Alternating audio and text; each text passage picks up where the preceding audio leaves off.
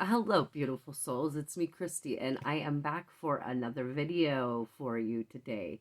So, today I'm going to talk to you all about the law of correspondence. So, that has everything to do with the statements that you hear people say, and me often, as far as above, so below, as within is without. So, that's the law of correspondence, meaning that so above, so below. So above would be like heaven, and below is the earth plane. And when I say as so within, it's my emotional well-being, it's my mental, physical, and spiritual state. What I am feeling inside is what's without, or what's outside of me. So it has everything to do with your inner world. You've heard this saying before, that your outer world is a reflection, a mirror reflection of your inner world. Meaning that if you have internal conflict in your mental state, things like insecurities, ego, fear, lack, worry, chaos, drama, unhealed wounds, those are all lower vibrational frequencies. And so if you still have things to work on, then you will be vibrating at a lower vibrational frequency. And so if you are full of anxiety and full of fear and full of all kinds of things like that, worry, you're sending a vibration into the universe of exactly the same thing. And so if you're stressed out and mirroring that, or excuse me, if you're stressed out inside and have anxiety, you're mirroring that and you're calling that back to you. So you'll be drawing in situations and people that are just like that.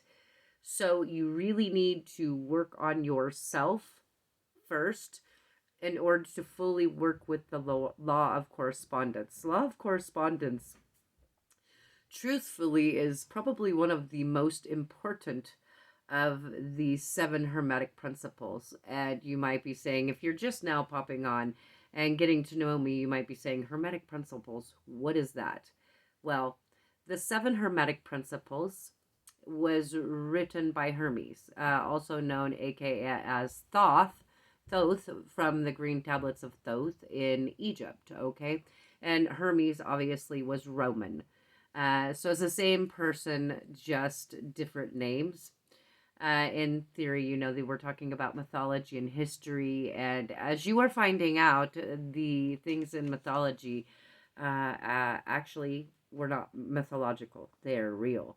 They are just on a different vibrational frequency, the fourth dimension, density, meaning that they have a higher consciousness than we do, a greater understanding of our interconnected oneness, that we are all pieces of the big puzzle. A good example of that would be a table or even a chair, okay? So a chair is a chair, but the chair is not a chair unless it has the legs, right? So it has legs. It also has armrests. It has a back. And so the chair is not a chair without these pieces. You and I are all pieces of the bigger picture. So you need to be very wise and work on healing your inner wounds. The wounded warrior, Chiron, whatever, the inner child woundings that you might have from abuse as a child, physical or sexual or mental abuse. It's up to you now to take responsibility and fix that if you want a better outer world. So here's a way that you can work with the law of correspondence. Now, I want to teach you guys all of these laws because the interesting thing is you'll often see teachers and healers say, "Oh, I'm going to have a workshop on the law of attraction." That sounds great, right? It does, because you want to draw that in. But here's the thing: they're not teaching you how to sustain and hold on to that permanently. So it's quite crucial that you learn and master all the laws within yourself if you want to obtain abundance and have it be longevity, or have it uh, longevity, have it for a long time. And we're talking about changing the way that we think permanently, so that we're changing the lineage of our legacy. So if we're changing ourselves, we're changing the future for that.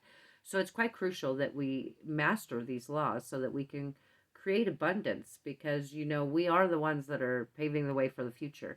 So let's master these things. So I'm going to give you a couple of tips on how you can master and work with the law of correspondence. Okay. So obviously, if you have woundings, you're going to want to look at them, painful as it is. And I got to be real with you, as uncomfortable as it is to look at an event, a situation, a trauma from your past, as uncomfortable as it is to look at that again, because we would really rather not ever see it again, feel it again, or imagine it again. It can't hurt you again unless you give it the power. It's not as though the situation is happening over and over again. Uh, Obviously, if this happened when you were young and then it stopped, we're talking. I'm not. This may or may not resonate with you. If you are gonna jump on here and say, "Well, I've had trauma my whole life," well, so have a bunch of us. But I'm talking about looking at your inner childhood wounds that you stopped from happening at some point because you became older and aware, and you're still letting those things control you. You need to take a big deep breath, look at those situations, face them head on, and then heal yourself from them, and forgive yourself maybe for not being aware enough, old enough, big enough, strong enough to protect yourself from something that happened. So these are things that we need to heal so that we can work with this law of correspondence. So I have some notes here that I'm going to look down at. So the first thing to do when working with the law of correspondence, obviously, is to assess the situation. So say, for example, you don't like what is in your external environment, right? So maybe you find yourself around a lot of conflict. Your circle of people that come around you have a lot of drama or conflict. Then I would ask yourself, or if it was me, I'd ask myself, do I have a lot of conflict inside? Now, this isn't always obviously the case where you are drawing in all of the drama. It could be that people are just drawn to because you have a connection with them, they're drawn to your light, whatever. But first and foremost, for you to work with the law of correspondence and to adjust it so that you can master that, is to first assess the situation, number one, and be honest with yourself. You have to take